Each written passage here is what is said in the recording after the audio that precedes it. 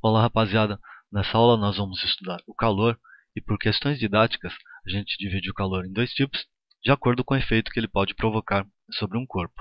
Nós vamos ver o calor sensível, que é quando o calor provoca simplesmente um aquecimento, uma variação de temperatura no corpo, e calor latente, quando o calor provoca uma mudança de estado nesse corpo aí. Nessa aula de hoje, a gente vai ver o calor sensível. É importante você notar que o calor é energia térmica em trânsito que espontaneamente vai do corpo mais quente para o mais frio. O calor, em quase todos os livros didáticos, é expresso em calorias. Só que por questões de orientação, o certo seria a gente fazer o calor em joules no sistema internacional, né? Mas isso não tem muito problema, porque nessa equivalência você percebe que uma caloria é aproximadamente 4,19, 4,2 joules.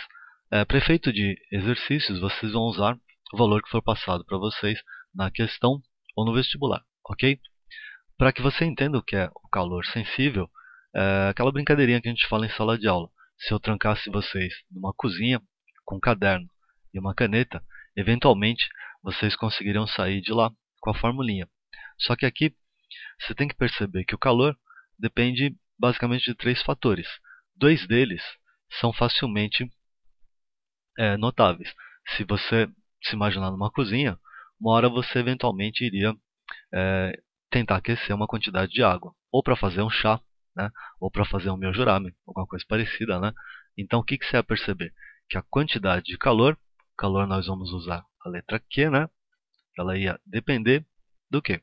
Da massa, aqui representando a quantidade, né, de água que você colocasse no fogão para ferver, né? Então, quanto maior a massa, maior a quantidade de calor que será necessária para esquentar essa água aí, ok? Outra coisa que é fácil de você perceber é quanto mais calor eu desse para essa quantidade de água, maior seria a variação de temperatura. Aqui eu vou usar a letra T ao invés da letra θ, né, que eles usam em livros. Eu não gosto muito disso aqui. A gente utiliza muito em ótica ou para medida de ângulos, né? Então vou usar a letra T. A distinção para tempo é facilmente notável, né? Então esses dois fatores aqui, você percebe tranquilamente, nem que você imagine que você não conseguiria sacar isso aqui, dá para você entender dessa forma. A quantidade de calor depende da massa, e quanto mais calor eu der, maior vai ser a variação de temperatura. Em outras palavras, a quantidade de calor diretamente proporcional à massa e à variação de temperatura. Tá bom? O terceiro fator é que seria um pouquinho complicado, mas se você trocasse a água por uma outra substância, por exemplo, sei lá, groselha, né, você ia perceber que a quantidade de calor para esquentar a groselha, mesma massa que fosse, né, na mesma variação de temperatura, seria diferente. Tá? Você teria que dar mais calor para essa groselha esquentar a mesma coisa, vamos dizer assim, né? Então depende da substância. Vamos chamar isso aqui de Czinho, que é a letra que se usa em livros, né? O que seria esse Czinho aqui? Czinho aqui é chamado de calor específico sensível, e é um negócio que depende especificamente da substância. Vocês confundem muito calor com calor específico, né? Então tome o seguinte cuidado. Como é que eu vou entender isso aqui? Calor específico, sensível, nós estamos falando de calor sensível por enquanto. Seria, modo fácil de você entender, a unidade que mais você encontra em livros é calorias por grama e por grau Celsius. Em outras palavras, será quantas calorias você tem que dar para uma certa massa, né, em gramas, para obter uma certa variação de temperatura. Se você pegar um valor na internet, calor específico da água, lembrar que vocês não precisam saber nenhum desses valores decorados, né? É 1 caloria por grama grau Celsius. Como é que eu entendo isso? Para 1 grama de água, se você fornecer 1 caloria, a variação de temperatura vai ser 1 grau Celsius. Mesmo assim, talvez fique complicado de você entender. Então pegue, por exemplo, o calor específico sensível do alumínio, 0,094. Vamos abreviar para 0,1. Ok? Que aí fica mais fácil de você perceber numericamente, né? 0,1 é 1/10 de 1. Como é que eu entendo isso? Para a mesma massa de 1 grama, se você comparar a água e alumínio, para a mesma variação de 1 grau Celsius, para a água você precisaria dar 1 caloria para obter essa variação em 1 grama.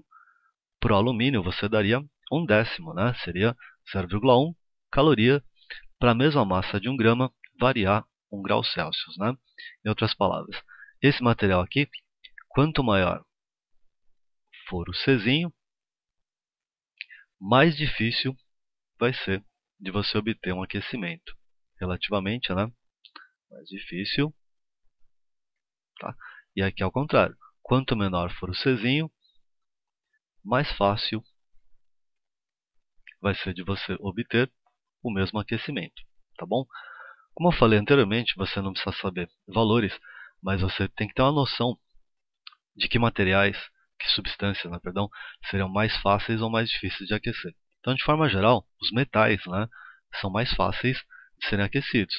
E a água é um dos materiais mais difíceis de serem aquecidos, os que são encontrados na natureza, né, não os que são criados artificialmente. Tá bom? Então, aqui nós temos a definição do calor específico sensível, calorias por grama grau Celsius. Aqui nós temos vários modos possíveis para abordar uma questão numérica em vestibular, né? Uma delas seria você pensar como eu sempre falo, olhando para a formulinha, que é igual a mc delta T, a unidade da constante, né? No caso o calor específico sensível, ele é constante ou em função da pressão ou em função do volume. Essa discussão que para colegial não é tão pertinente, né?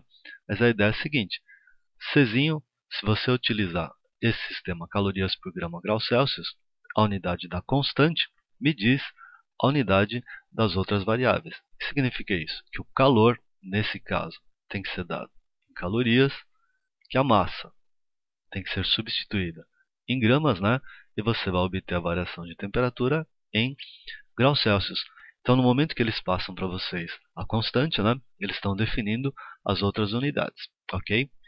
Como eu havia dito anteriormente, apesar dos livros usarem muito calorias por grama grau Celsius, a orientação é que se utilize o sistema internacional.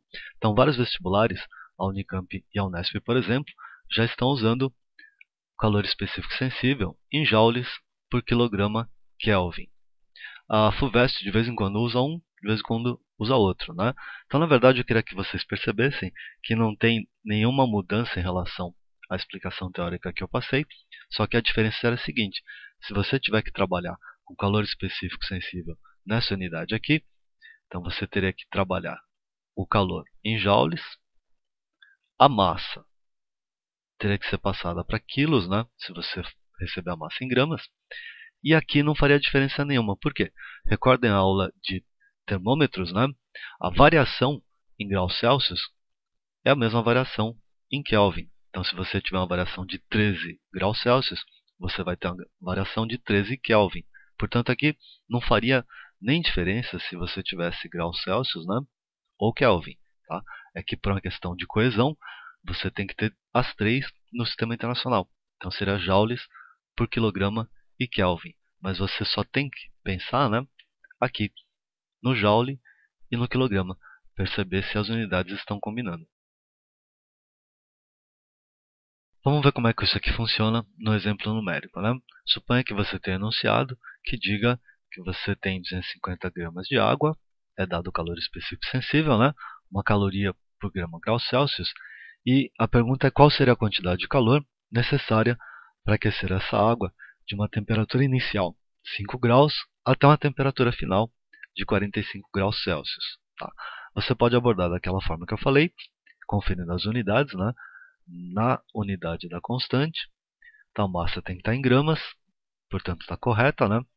Variação de temperatura em graus Celsius, ΔT. Se vocês lembram, a temperatura final, no caso é 45, né? Menos a temperatura inicial, que no caso é 5. Então, nós temos uma variação de temperatura de 40 graus Celsius. Então, uma vez que você verificou as unidades, você poderia fazer uma simples substituição. Então, o calor seria igual a massa, 250 gramas, né? Calor específico sensível vale 1.